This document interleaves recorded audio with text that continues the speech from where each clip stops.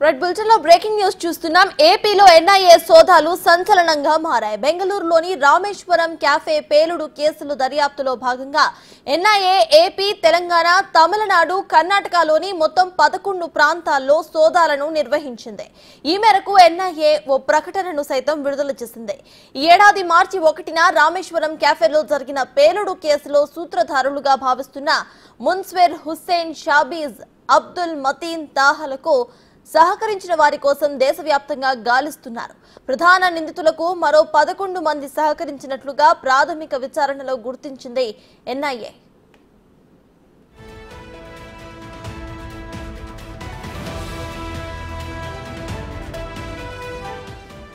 ఈ క్రమంలోనే అనంతపురం జిల్లా రాయదుర్గంలో ఎన్ఐఏ సోదాలను నిర్వహించింది. రాయదుర్గంకు చెందిన సాఫ్ట్వేర్ ఉద్యోగి సోహెల్ ను ఎన్ఐఏ అధికారులు అరెస్ట్ చేశారు. 7 గంటల పాటు విచారించి బెంగళూరుకు తరలించారు.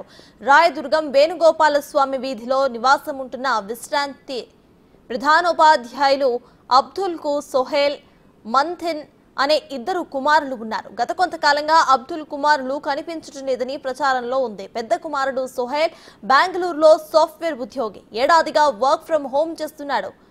మక్కా వెళ్లినప్పుడు సోహెల్ కు ఉగ్రవాదులతో పరిచయం ఏర్పడినట్టు ఎన్ఐఏ గుర్తించింది. బెంగళూరులోని తన రూమ్ లో ఉగ్రవాదులకు ఆశ్రయం కూడా ఇచ్చాడని ఎన్ఐఏ ప్రాథమిక నివేదికలో వెల్లడైనట్టు సమాచారం.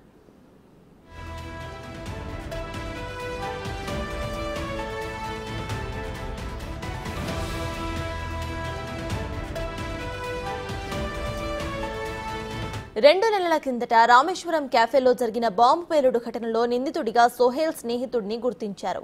అతడితో కలిసి సోహెల్ హైదరాబాద్ కు వెళ్లేవాడని వారికి తెలిసిందే.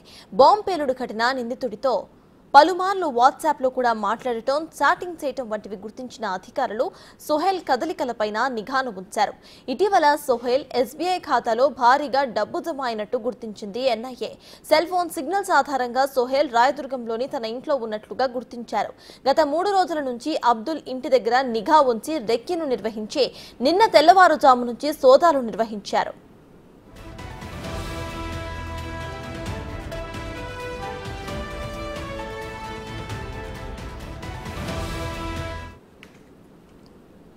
బెంగళూరు రామేశ్వరం క్యాఫే విచారణ ఇప్పుడు హైదరాబాద్ వరకు చేరింది. ఇదే విషయంపై పూర్తి డీటెయిల్స్ ను మా ప్రతినిధి యోగానంద్ లైవ్ లో అందించడానికి సిద్ధంగా ఉన్నారు. యోగానంద్, చెప్పండి, ఇటు ఆ క్యాఫే పేలుడుకు సంబంధించిన కొంతమంది లింక్స్ ఇటు హైదరాబాద్ లో కూడా ఉన్నట్టుగా తెలుస్తోంది. అయితే ఇక్కడ కూడా ఎన్ఐఏ సోదాలు చేస్తూ ఒకరిని పట్టుకున్నట్టు తెలుస్తుంది. సో ప్రెసెంట్ అప్డేట్స్ ఏంటి?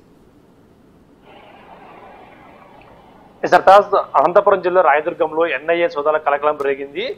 రామేశ్వరం కేఫ్ సంబంధించిన పేలుడు నిందితులతో పరిచయాలు ఉన్నాయంటూ కూడా అబ్దుల్, అతని కుమారుడు సోహెల్ ని కూడా పోలీసులు అదుపులోకి తీసుకున్నారు.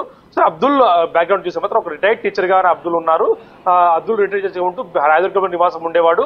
ఆ అబ్దుల్ కుమారుడు గత కొంతకాలంగా 2-3 నెలల నుంచి కనిపించట్లేదు అంటూ కూడా పెద్ద ఎత్తున ప్రచారం సాగింది. ఈ ప్రచారాన్ని ఎన్ఐఏ కదలికలతో పూర్తిగా ముడిపెట్టి చూస్తూ ఉంటే ఖచ్చితంగా వీళ్ళు ఇద్దరికి ఉగ్రవాదులకు సంబంధం ఉన్నాయంటూ కూడా వాళ్ళకి పూర్తి పక్కా సమాచారం రావడంతో వారి ఇంటిపై నిఘా పెట్టి గత 3 రోజులుగా రాయదుర్గంలో రెక్కి నిర్వహించి వారి ఇంటిపై పూర్తిగా నిఘా పెట్టేసి ఎవరైతే అబ్దుల్ కుమార్ సోహెల్ ఉన్నారో వారిద్దరిని కూడా పూర్తిగా అదుపులోకి తీసుకుని ఉదయం నుంచి తెల్లవారు సోదాలు నిర్వహించి అదుపులోకి తీసుకున్నారు. అదుపులోకి తీసుకుని మరిన్ని వివరాలు దర్యాప్తులు విశ్లేషిస్తే మాత్రం ఒక కంగుతిరి వాస్తవాలు కూడా వెలుగులోకి వచ్చాయి. గతంలో ఒక 3 నెలల క్రితం వరకు మక్కా మసీదుకి యాత్రకు వెళ్ళినప్పుడు ఉగ్రవాదులతో పరిచయం ఉన్నట్టు కూడా నిఘాలో తేలింది. పూర్తి సమాచారం దాదాపు పూర్తి సమాచారం వచ్చిన వెంటనే అబ్దుల్ కు సంబంధించిన కుమారుడు సోహెల్ ఖాతాలో భారీ ఎత్తున నగదు కూడా జమ కావడంతో వీరి నిఘా కూడా అప్రమత్తమై వెంటనే వారిని ఎన్ఐ అధికారులు రామేశ్వరం కేఫ్లో నిందితులుగా ఉన్నప్పుడు వారి రూమ్ లో కూడా ఆశ్రయం ఇచ్చాడు అంటూ టెర్రరిస్టులు ఉన్నారు. వారి రూమ్ లో కూడా ఆశ్రయం ఇచ్చాడు అంటూ కూడా ఎన్ఐఏ కంగుతిరి వాస్తవాలు కూడా వెలుగులోకి వచ్చింది.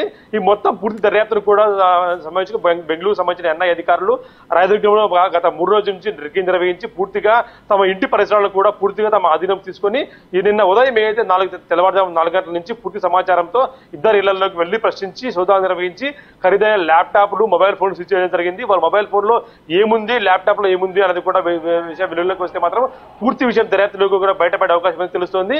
దాదాపుగా గత 3 నెలల నుంచి వీరిపై పూర్తిగా సమాచారంతో రెక్కి నిర్వహించడం తెలుస్తోంది. బెంగళూరులో తమ బంధువుల ఇళ్లలో కూడా ఉన్నట్టు తెలుస్తుంది. ఆ బంధువుల ఇళ్లను కూడా పూర్తిగా మాదిరావు తీసుకొని వీళ్ళిద్దరిని కలిపి ప్రశ్నించి తిరిగి విడివిడిగా కూడా ప్రశ్నించడం తెలుస్తోంది. వీరికి ఉగ్రవాదులు డైరెక్ట్ లింక్స్ ఏమైనా ఉన్నాయి లేదా ఇతరుల ద్వారా పరిచయం ఏర్పడిందా, నగదు ఎందుకు జమ అయింది, పూర్తి సమాచారం బెంగళూరు కేఫేకు పెళ్ళిన తర్వాత వీరు ఎక్కడెక్కడ వెళ్లారు, రాయదుర్గం నుంచి వీరు ఎంతకాలం నుంచి అప్ స్కాన్ లో ఉన్నాడు అన్న పూర్తి విషయాలు కూడా ఎన్ఐఏ దర్యాప్తులో వెలుగులోకి వచ్చే అవకాశం ఉందని తెలుస్తోంది. దాదాపుగా 3 నెలల పైగతం నుంచి వీళ్ళకి టెర్రరిస్టు లింక్స్ ఉన్నాయని కూడా మనకు ప్రాథమిక సమాచారం ఆధారంగా తెలుస్తోంది. మక్కా మసీద్ యాత్రకు వెళ్ళినప్పుడు యాత్రలో వీరికి పరిచయం అయినట్టు తెలుస్తుంది. పరిచయం అయిన తర్వాత వీరు బెంగళూరులో ఒక రూమ్ లో కూడా కలిసి ఉండేవారు. కలిసి ఉన్న తర్వాత రామేశ్వరం కేఫే పేలుడు సంబంధించిన పేలుడు అయిన తర్వాత పూర్తి అబ్స్కాండ్ అయిపోయారు. అప్పటి నుంచి కూడా ఎన్ఐఏ వీళ్ళు దర్యాప్తు చేస్తూ ఉంది. ఎన్ఐఏ దర్యాప్తులో బళ్ళారిలో కొన్ని రోజులు నివాసం ఉన్నట్టు కూడా తెలుస్తుంది. బళ్ళారి నుంచి వాళ్ళు కోల్కతాకు వెళ్ళి కోల్కతా నుంచి తిరిగి రాయదుర్గంలో వీరు ఉన్నట్టు తెలుస్తుంది. రాయదుర్గం నుంచి ఫోన్ కాల్స్ ద్వారా వీరు వాట్సాప్ చాటింగ్ ఫోన్ కాల్స్